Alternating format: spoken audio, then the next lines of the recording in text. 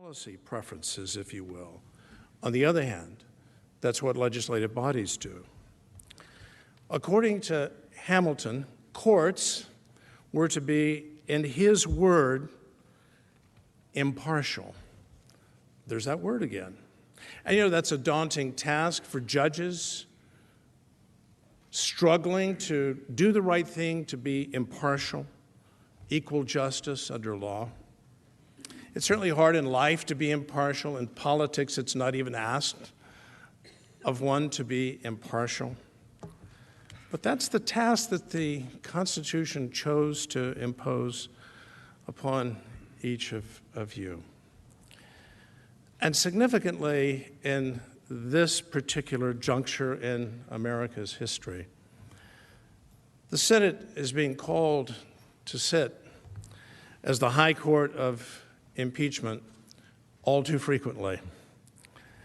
Indeed, we are living in what I think can aptly be described as the age of impeachment. In the House, resolution after resolution, month after month, has called for the president's impeachment. How did we get here? With presidential impeachment invoked frequently in its inherently destabilizing as well as acrimonious way. Briefly told, the story begins 42 years ago. In the wake of the long national nightmare of Watergate, Congress and President Jimmy Carter collaboratively ushered in a new chapter in America's constitutional history. Together, in full agreement, they enacted the independent counsel provisions of the Ethics in Government Act of 1978. But the new chapter was not simply the age of independent counsels. It became, unbeknownst to the American people, the age of impeachment. During my service in the Reagan administration as counselor and chief of staff to Attorney General William French Smith, the Justice Department took the position that, however well-intentioned, the independent counsel provisions were unconstitutional. Why? In the view of the department, those provisions intruded into the rightful domain and prerogative of the executive branch, of the presidency. The Justice Department's position was eventually rejected by the Supreme Court. But most importantly, in helping us understand this new era in our country's history, Justice Antonin Scalia was in deep dissent. Among his stinging criticisms of that law, Justice Scalia wrote this: "The context of this statute is acrid with the smell of threatened impeachment." Impeachment. Justice Scalia echoed the criticism of the court in which I was serving at the time, the District of Columbia Circuit, which had actually struck down the law as unconstitutional, and a very impressive opinion by renowned Judge Lawrence Silberman. Why? Why would Justice Scalia refer to impeachment? This was a reform measure. There would be no more Saturday night massacres, the firing of Special Prosecutor, as he was called, Archibald Cox, by President Nixon. Government would now be better, more honest, greater accountability, and the independent counsel would be protected. But the word impeachment haunts that dissenting opinion, and it's not hard to discover why. Because the statute, by its terms, expressly directed the independent counsel to become, in effect, an agent of the House of Representatives. And to what end? To report to the House of Representatives when a very low threshold of information was received that an impeachable offense left undefined may have been committed. To paraphrase President Clinton's very able counsel at the time, Bernie Nussbaum, this statute is a dagger aimed at the heart of the presidency. President Clinton nonetheless signed the reauthorized measure into law, and the nation then went through the long process known as Whitewater, resulting in the findings by the office which I led, the Office of Independent Counsel, and a written report to the House of Representatives. That referral to Congress was stipulated in the Ethics in Government Act of 1978. To put it mildly, Democrats were very upset about what had happened. They then joined Republicans across the aisle, who for their part had been outraged by an earlier independent counsel investigation, that of a very distinguished former judge, Lawrence Walsh. During the Reagan administration, Judge Walsh's investigation of what became known to the country as Iran-Contra spawned enormous criticism on the Republican side of the aisle, both as to the investigation itself, but also as to the statute. The acrimony surrounding Iran-Contra, and then the impeachment and the trial, and President Clinton's acquittal by this body led inexorably to the end of the independent counsel era. Enough was enough. And living through that wildly controversial 21-year bold experiment with the independent counsel statute, Congress, in a bipartisan way, had a change of heart. It allowed the law to expire in accordance with its terms in 1999. That would-be and well-intentioned reform measure died a quiet and uneventful death, and it was promptly replaced by Justice Department internal regulations promulgated by Attorney General Janet Reno during the waning months of the Clinton administration. One can review those regulations and see no reference to impeachment. None. No longer were the poison pill provisions of presidential impeachment part of America's legal landscape. They were gone. The Reno regulations seemed to signal a return to traditional norms. Impeachment would no longer be embedded in the actual laws of the land, but returned to the language of the Constitution. But in the meantime, America's constitutional DNA and its political culture had changed. Even with the dawn of the new century, the 21st century, impeachment remained on the lips of countless Americans and echoed frequently in the people's house. The impeachment habit proved to be hard to kick. Ironically, while this was happening here at home, across the Atlantic, the use of impeachment as a weapon disappeared. In the United Kingdom, from which, of course, we inherited the process, impeachment was first used more than 2 centuries before those first settlers crossed the Atlantic. But upon thoughtful examination, a number of modern-day parliamentary committees looked and found impeachment to be obsolete. Among other criticisms, members of Parliament came to the view that the practice, which had last been attempted in Britain in 1868, fails to meet modern procedural standards of fairness. Fairness. As Sir William Mackay recently remarked, impeachment in Britain is dead.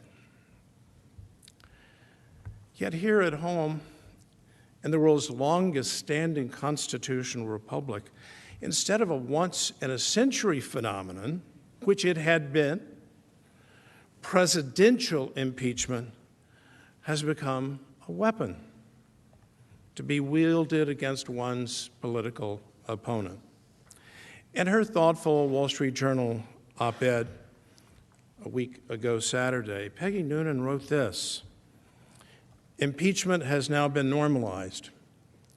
It won't be a once-in-a-generation act, but an every administration act. Democrats will regret it when Republicans are handing out the pens of the signing ceremony. When we look back down the corridors of time, we see that for almost our first century as a constitutional republic, the sword of presidential impeachment remained sheathed. Had there been controversial presidents? Oh, yes, indeed. Think of John Adams and the Alien and Sedition Acts. Think of Andrew Jackson and Henry Clay. Were partisan passions occasionally inflamed during that first century? Of course. Unless there be any doubt, the early Congresses full well knew how to summon impeachment to the fore, including against a member of this body, Senator William Blount of Tennessee.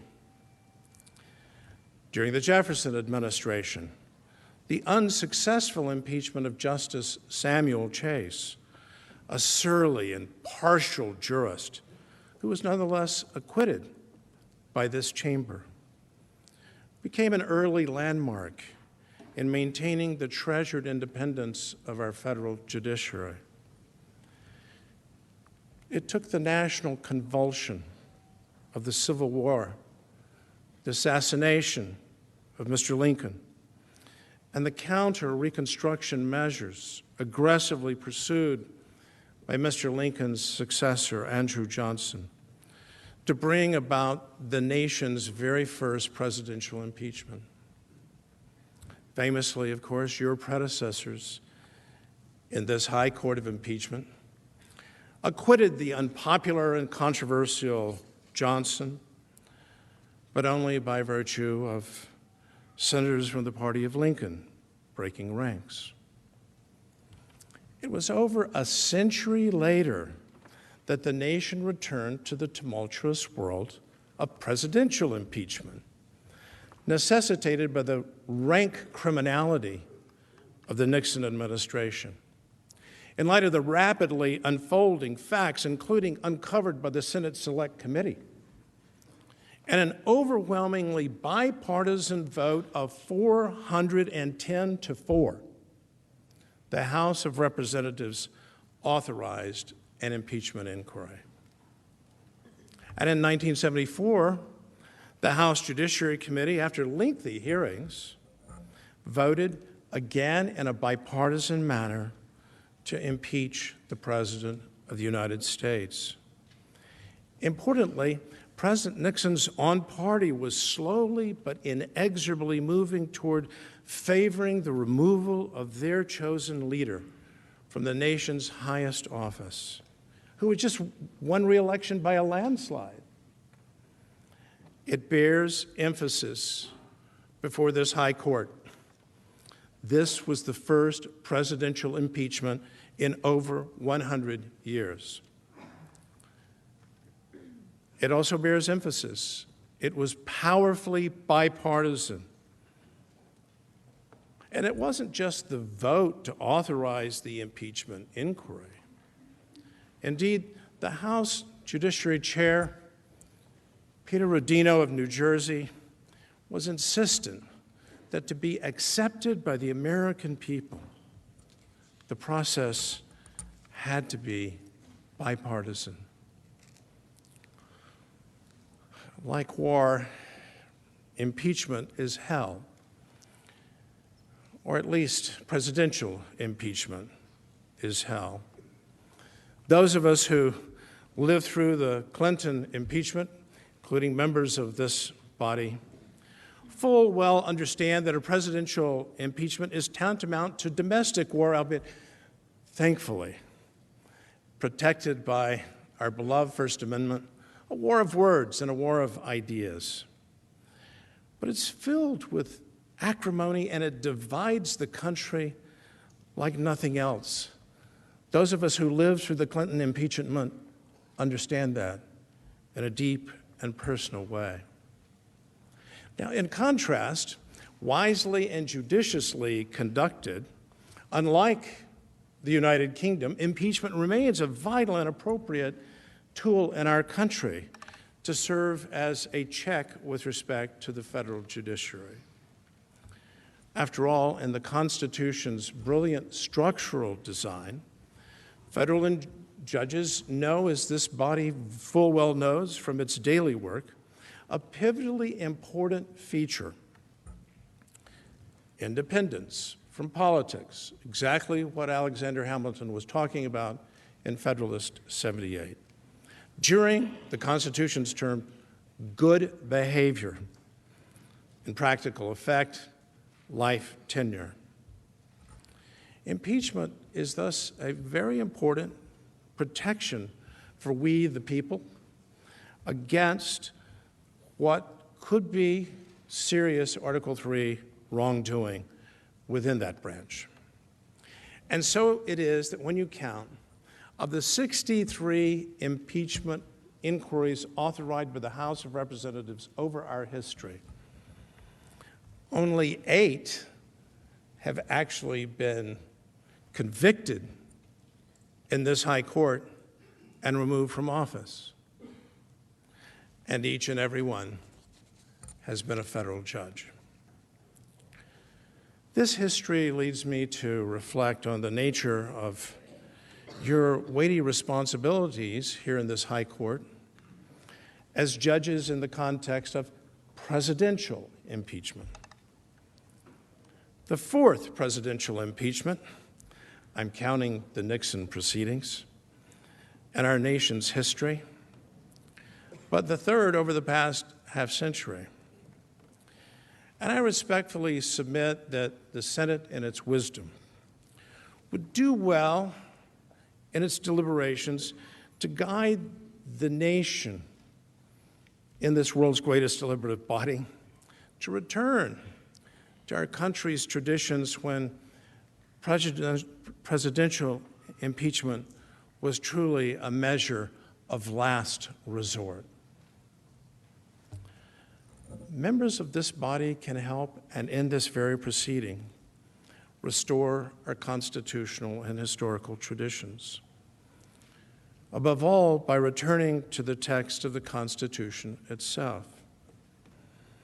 It can do so by its example here in these proceedings, in weaving the tapestry of what can rightly be called the common law of presidential impeachment. That's what courts do. They weave the common law. There are indications within the constitutional text, I'll come to our history, that this fundamental question is appropriate to be asked. You're familiar with the arguments. Was there a crime or other violation of established law alleged? So let's turn to the text. Throughout the Constitution's description of impeachment, the text speaks always, without exception, in terms of crimes. It begins, of course, with treason, the greatest of crimes against the state and against we, the people. But so misused as a bludgeon in parliamentary experiences to lead the founders to actually define the term in the Constitution itself. Bribery, an iniquitous form of moral and legal corruption, and the basis of so many of the 63 impeachment proceedings over the course of our history. Again, almost all of them against judges. And then the mysterious terms, other high crimes and misdemeanors. Once again, the language is employing the language of crimes. The Constitution is speaking to us in terms of crimes. Each of those references, when you count them, count 7, count 8, supports the conclusion that impeachments should be evaluated in terms of offenses against established law. But especially with respect to the presidency, where the Constitution requires the Chief Justice of the United States, and not a political officer, no matter how honest, no matter how impartial, to preside at trial. Guided by history, the framers made a deliberate and wise choice to cabin, to constrain, to limit the power of impeachment.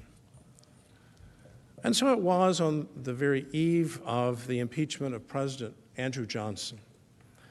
The eminent scholar and dean of the Columbia Law School, Theodore Dwight, wrote this: "The weight of authority is that no impeachment will lie except for a true crime, a breach of the law which would be the subject of indictment." I'm not making that argument. I'm noting what he is saying. He didn't over-argue the case. He said the weight of authority. The weight of authority. And so this issue is a weighty one. Has the House of Representatives, with all due respect, in these 2 articles of impeachment, charged a crime or violation of established law or not?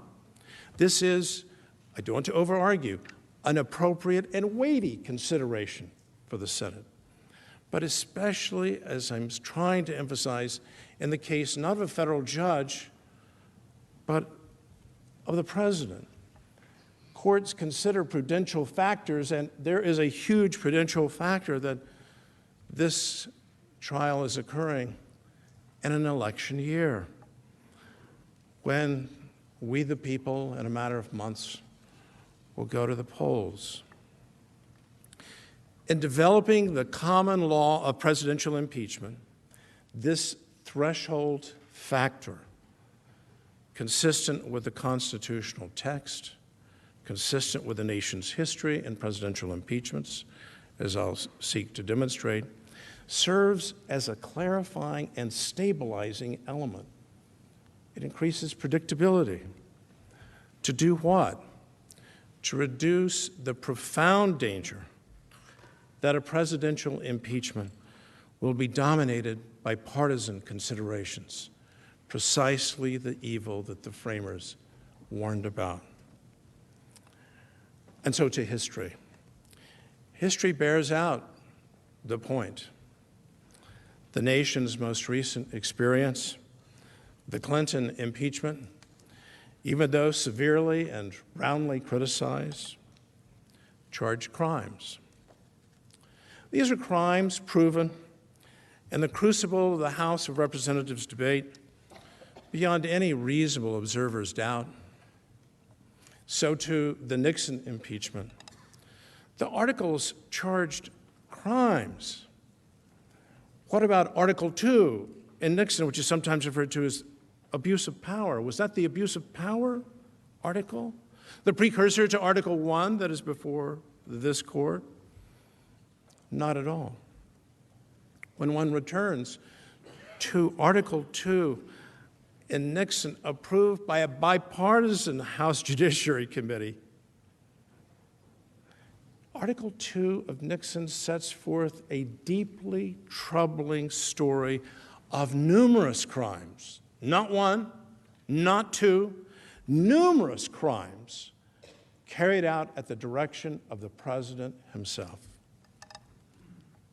And so the appropriate question: were crimes alleged in the articles in the common law of presidential impeachment? In Nixon, yes. In Clinton, yes.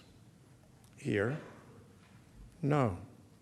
A factor to be considered as the judges in the high court come, as you will, individually to your judgment.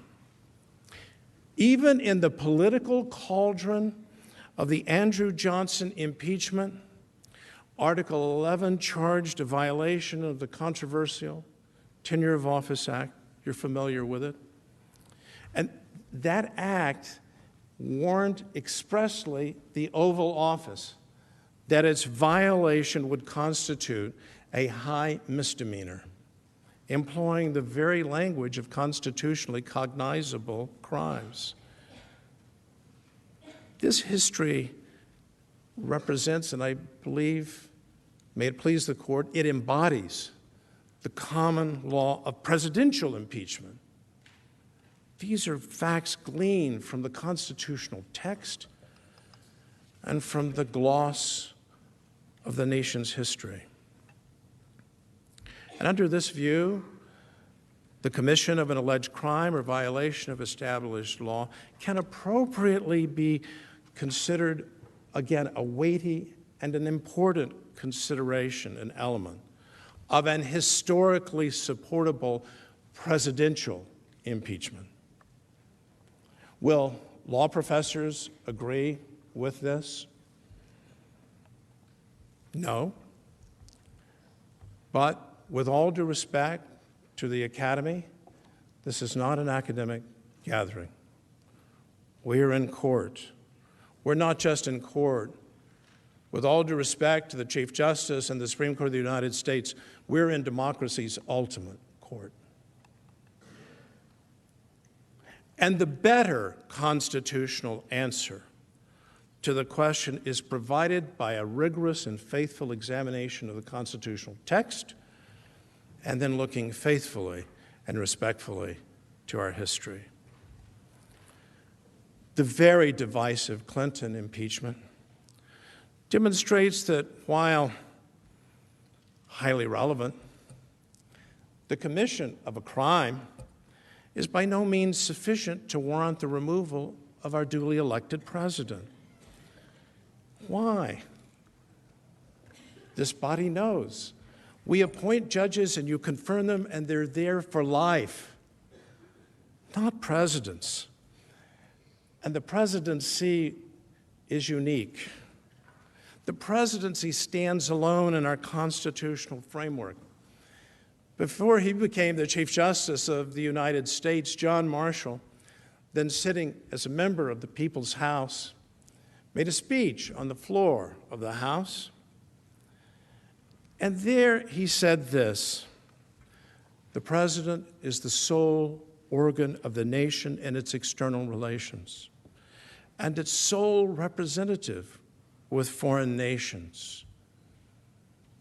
If that sounds like hyperbole, it has been embraced over decades by the Supreme Court of the United States, by justices appointed by many different presidents.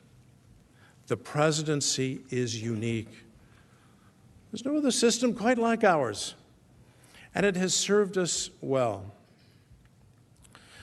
And so as to the presidency, impeachment and removal not only overturns a national election and perhaps profoundly affects an upcoming election. In the words of Yale's Akhil Amar, it entails a risk, and these are Akhil's words, Professor Amar's words, grave disruption of the government. Professor Amar penned those words in connection with the Clinton impeachment. Grave disruption of the government, regardless of what the president has done. Grave disruption. We will all agree that the presidents, under the text of the Constitution and its amendments, are to serve out their term, absent a genuine national consensus reflected by the two-thirds majority requirement of this court that the president must go away. Two-thirds. In politics and in impeachment, that's called a landslide. Here, I respectfully submit to the court that all fair-minded persons will surely agree there is no national consensus We might wish for one, but there isn't. To the contrary, for the first time in America's modern history, not a single House member of the president's party supported either of the two articles of impeachment. Not one. Not in committee, not on the House floor. And that pivotal fact puts in bold relief the Peter Rodino principle. Call it the Rodino rule. Impeachment must be bipartisan in nature. Again, sitting as a court, this body should signal to the nation the return to our traditions, bipartisan impeachments. What's the alternative? Will the president be king? Do oversight. The tradition of oversight. An enormous check on presidential power throughout our history, and it continues available today. In Iran-Contra, no impeachment was undertaken. The Speaker of the House, a Democrat, Jim Wright, from Texas, from Fort Worth, where the West begins, knew better.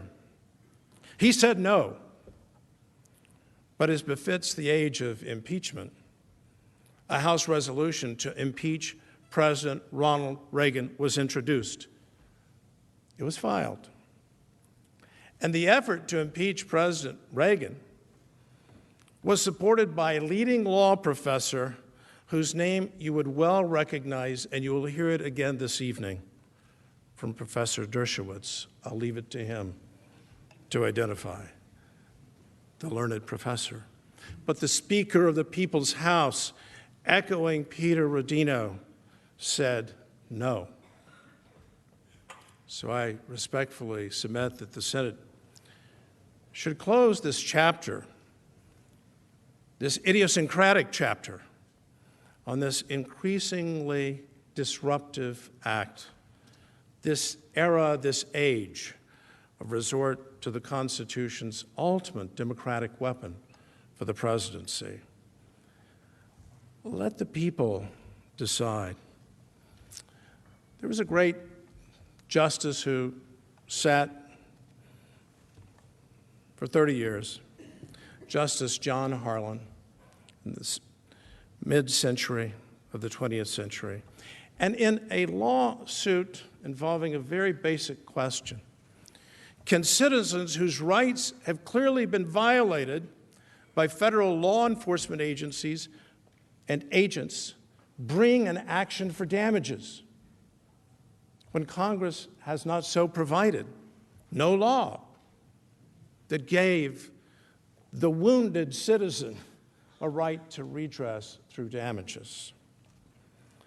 And Justice Harlan, in a magnificent concurring opinion in Bivens versus 6 unnamed federal agents,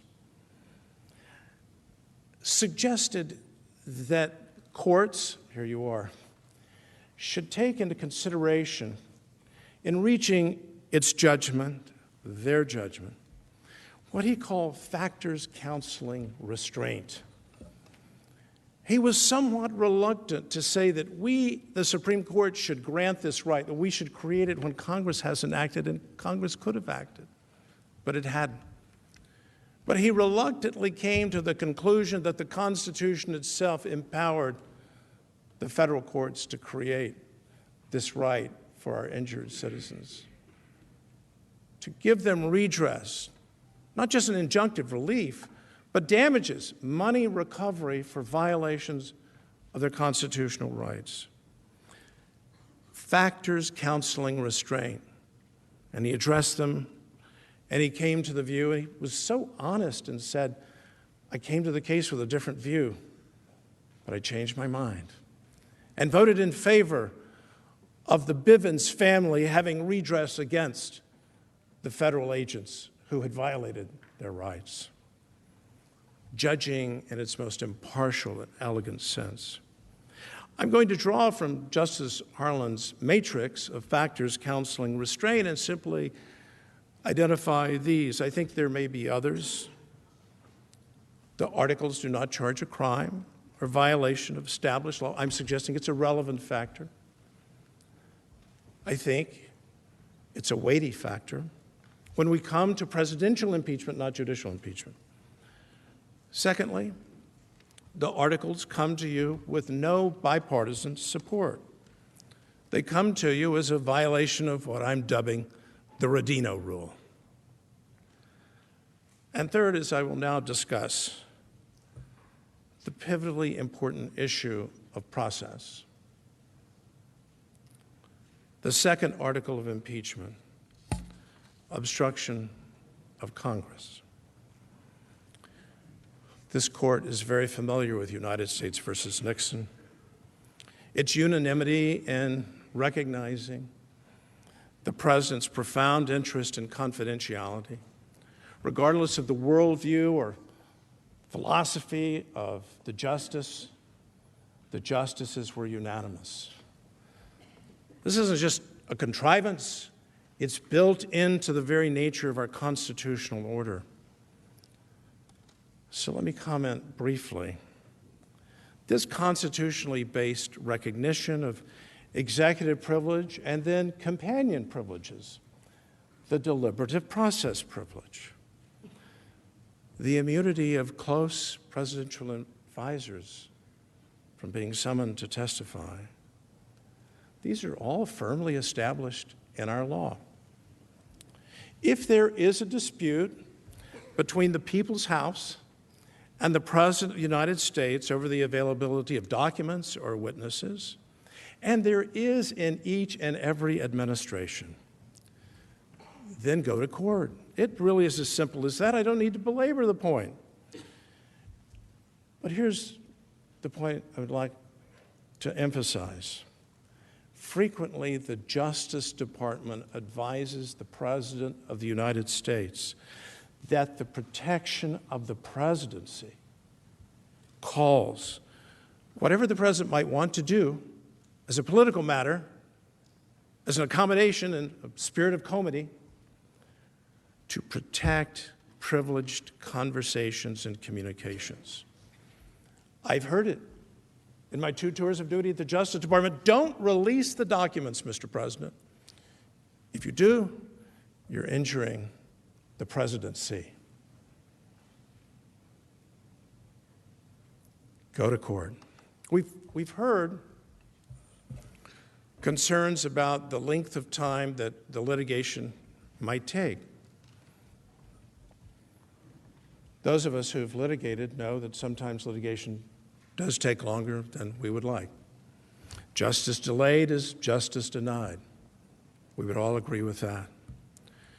But our history, Churchill's maxim, study history, our history tells us that's not necessarily so. Take by way of example the Pentagon Papers case. Orders issued preventing and sanctioning a gross violation of the First Amendment's guarantee of freedom of the press. An order issued out of the district court June the 15th, 1971. That order was reversed in an opinion by the Supreme Court of the United States 2 weeks later. June the 15th. The House of Representatives could have followed that well-trodden path. It could have sought expedition. The E. Barrett Prettyman Courthouse is 6 blocks down. The judges are there. They're all very able. They're hardworking, people of integrity. Follow the path. Follow the path of the law. Go to court. There would have been at least one problem had the House seen fit to go to court and remain in court. The issue is before you.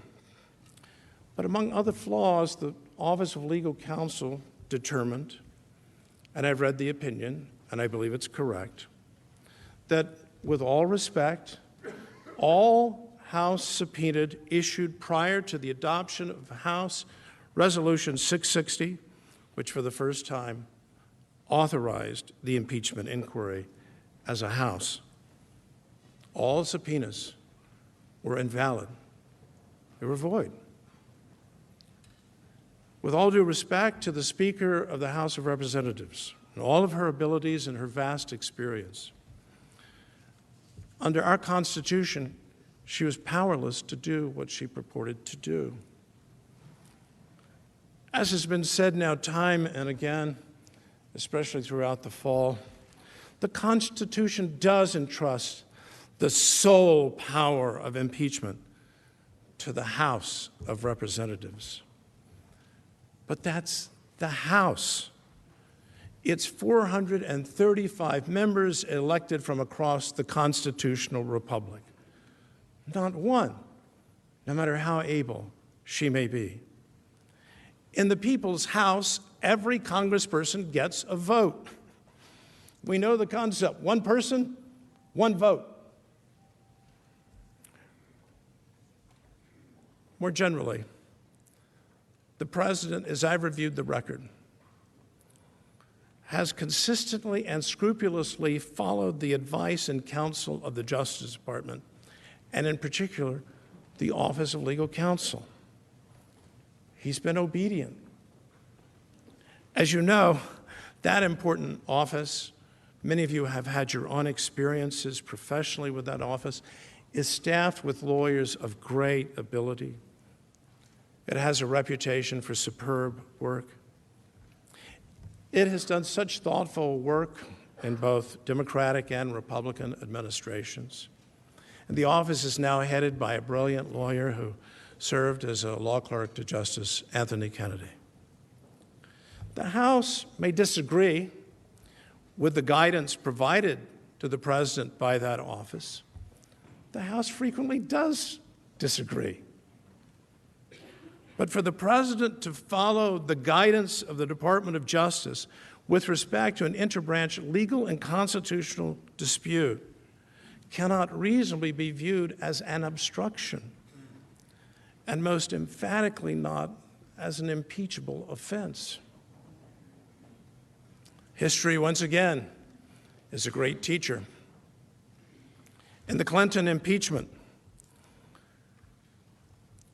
the House Judiciary Committee rejected a draft article asserting that President Clinton, and here are the words of the draft article, fraudulently and corruptly asserted executive privilege. Strong words. Fraudulently and corruptly. That was the draft article. In my view, having lived through the facts, and with all due respect to the former president, he did. He did it time and again, month after month. We would go to court. We would win. And many members, not everybody, on the House Judiciary Committee agreed that the president had indeed improperly claimed executive privilege, rebuffed time and again by the judiciary. But at the end of the day, that committee, chaired the Judiciary Committee of the House, chaired by Henry Hyde, wisely concluded that President Clinton's doing so should not be considered an impeachable offense. Here's the idea. It is not an impeachable offense for the President of the United States to defend the asserted legal and constitutional prerogatives of the presidency. This is, and I'm quoting here from page 55 of the President's trial brief, a function of his constitutional and policy judgments. Not just a policy judgment, but a constitutional judgment. I would guide this court, as it's coming through the deliberation process, to read the President's trial brief with respect to process.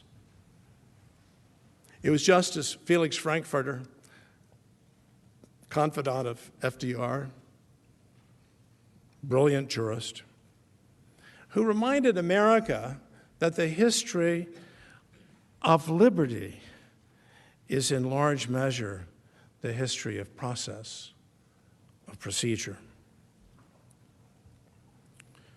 In particular, I would guide the High Court to the discussion of the long history of the House of Representatives, over 2 centuries, in providing due process protections in its impeachment investigations. It's a richly historical discussion. The good news is you can read the core of it in 4 pages, pages 62 to 66 of the trial brief. Puts in bold relief, I believe, an irrefutable fact.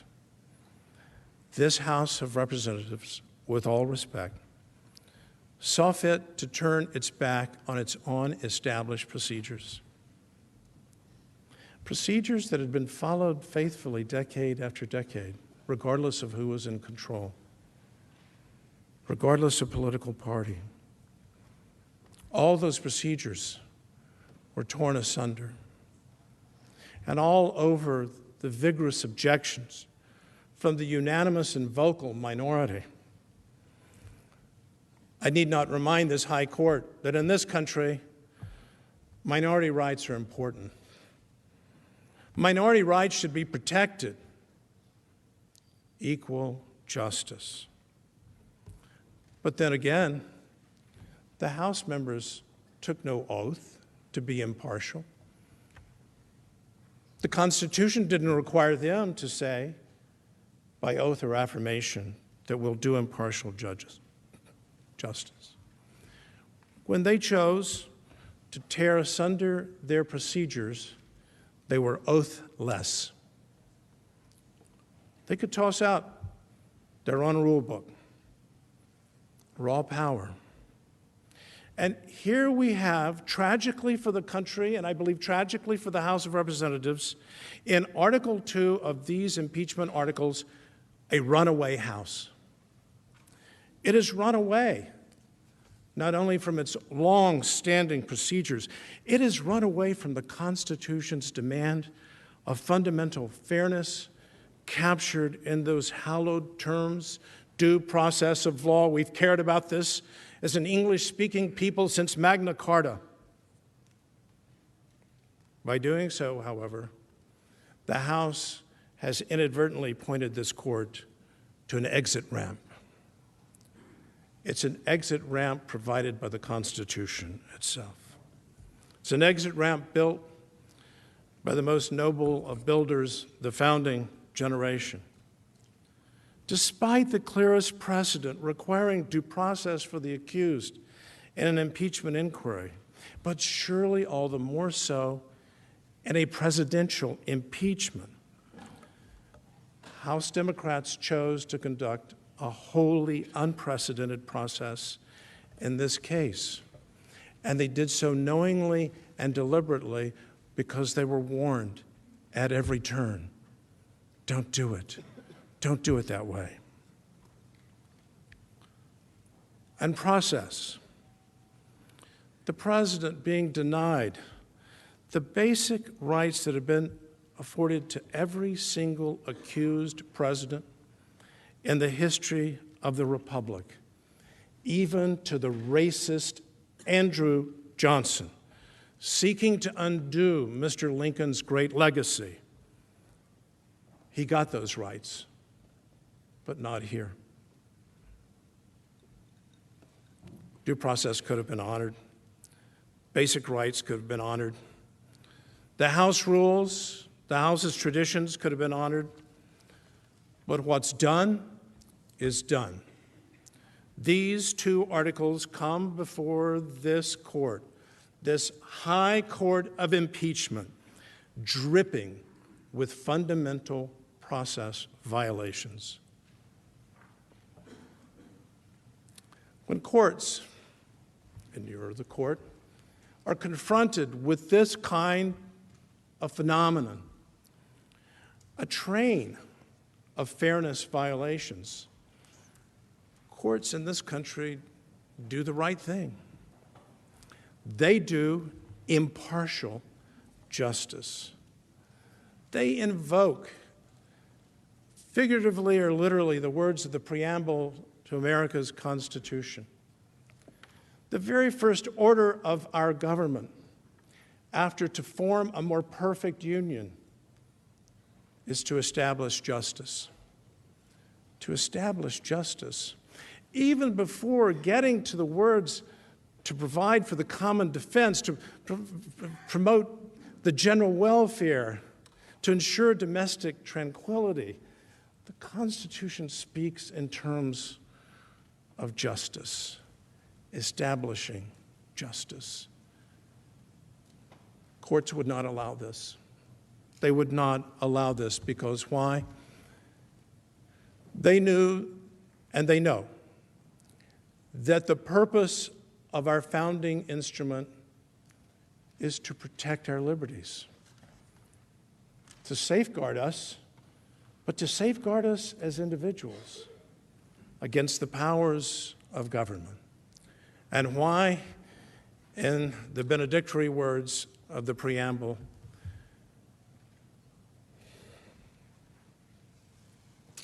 to secure the blessings of liberty to ourselves and our posterity. Liberty under law. I thank the court.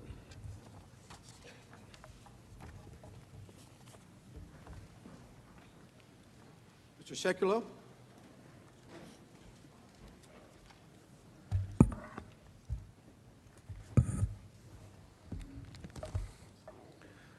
Mr. Chief Justice, members of the Senate, House managers, Judge Starr laid out before you the solemn nature of these proceedings.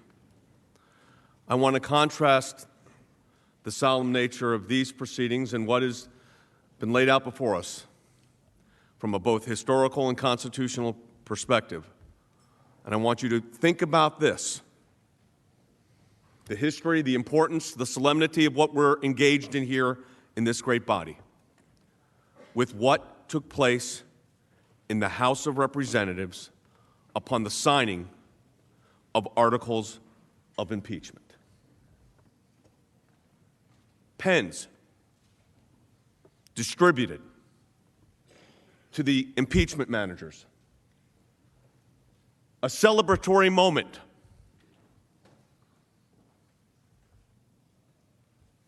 Think about that.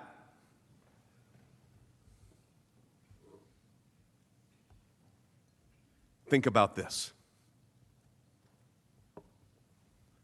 A poignant moment.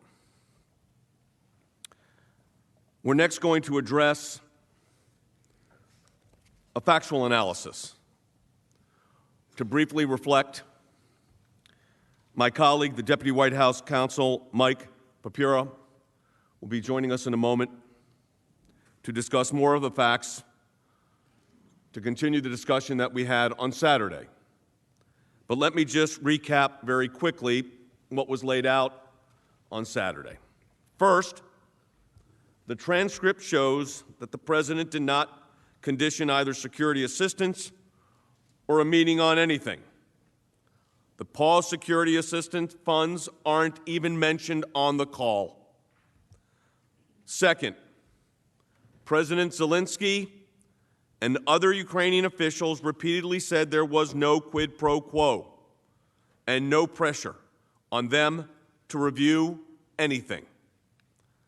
Third, President Zelensky and high-ranking Ukrainian officials did not even know the security assistance was paused till the end of August, over a month after the July 25th call.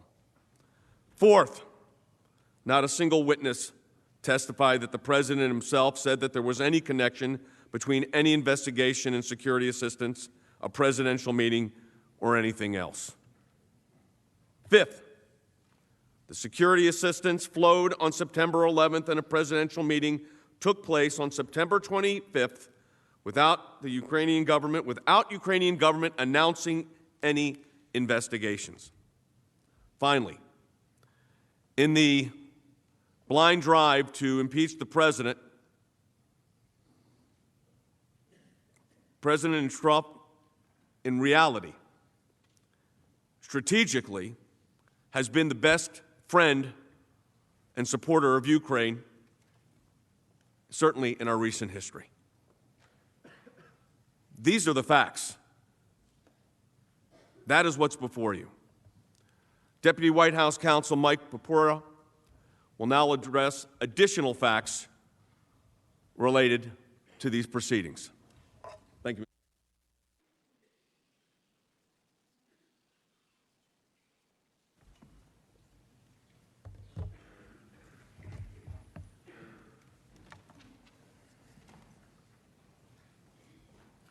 Mr. Chief Justice, members of the Senate, good afternoon. Mr. Leader, I believe that we will be ready to take a break at the conclusion of my remarks if it meets with your approval. On Saturday, we walked through some of the evidence that the House managers put forward and didn't put forward during their 21-plus hours of presentation. That evidence that we recounted was drawn directly from the House managers' own record. The case they chose to submit to this chamber. To echo my colleague, Mr. Sekulow, briefly, the House managers' own evidence shows that President Trump did not condition anything on investigations during the July 25 call with President Zelensky and did not even mention the paused security assistance on the call. President Zelensky said that he felt no pressure on the call. President Zelensky and the top Ukrainian officials did not learn of the pause on the security assistance until more than a month after the July 25 call. And the House managers' own record, their record that they developed and brought before this chamber, reflects that anyone who spoke with the President said that the President made clear that there was no linkage between security assistance and investigations. There's another category of evidence demonstrating that the pause on security assistance was distinct and unrelated to investigations. The President released the aid without the Ukrainians ever announcing any investigations or undertaking any investigations. Here is Ambassador Sondland. And the fact is, the aid was given to Ukraine without any announcement of new investigations. That's correct. And President Trump did, in fact, meet with President Zelensky in September at the United Nations, correct? He did. And there was no announcement of investigations before this meeting? Correct. And there was no announcement of investigations after this meeting? That's right. So while the security assistance was paused, the administration did precisely what you would expect. It addressed President Trump's concerns about the two issues that I mentioned on Saturday: burden sharing and corruption. A number of law and policy makers also contacted the President and the White House to provide input on the security assistance issue during this period, including Senator Lindsey Graham. The process culminated on September 11, 2019. On that day, the President spoke with Vice President Pence and Senator Rob Portman. The Vice President, in NSC Senior Director Tim Morrison's words, was armed with his conversation with President Zelensky from their meeting just days earlier in Warsaw, Poland, and both the Vice President and Senator Portman related their view of the importance of the assistance to Ukraine and convinced the President that the aid should be dispersed immediately. After the meeting, President Trump terminated the pause and the support flowed to Ukraine. I want to take a step back now and talk for a moment about why the security assistance was briefly paused. Again, in the words of the House manager's own witnesses. Witness after witness testified that confronting Ukrainian corruption should be at the forefront of United States foreign policy toward Ukraine. They also testified that the president had long-standing and sincere concerns about corruption in Ukraine. The House managers, however, told you that it was laughable to think that the president cared about corruption in Ukraine. But that's not what the witnesses said. According to Ambassador Volker, President Trump demonstrated that he had a very deeply rooted negative view of Ukraine based on past corruption. And that's a reasonable position, according to Ambassador Volker. Most people who know anything about Ukraine would think that. And Dr. Hill testified, I think the president has actually quite publicly said that he was very skeptical about corruption in Ukraine. And in fact, he's not alone, because everyone has expressed great concerns about corruption in Ukraine. The House managers have said that the president's concern with corruption is disingenuous. They said that President Trump didn't care about corruption in 2017 or 2018, and he certainly didn't care about it in 2019. That was their words. Not according to Ambassador Yovanovitch, however, who testified that President Trump shared his concern about corruption directly with President Poroshenko, President Zelensky's predecessor, in their first meeting in the Oval Office. When was that meeting? In June of 2017. 2017. The president also has well-known concerns about foreign aid generally. Scrutinizing and in some cases curtailing foreign aid was a central plank of his campaign platform. President Trump is especially wary of sending American taxpayer dollars abroad when other countries refuse to pitch in. Mr. Morrison and Mr. Hale both testified at length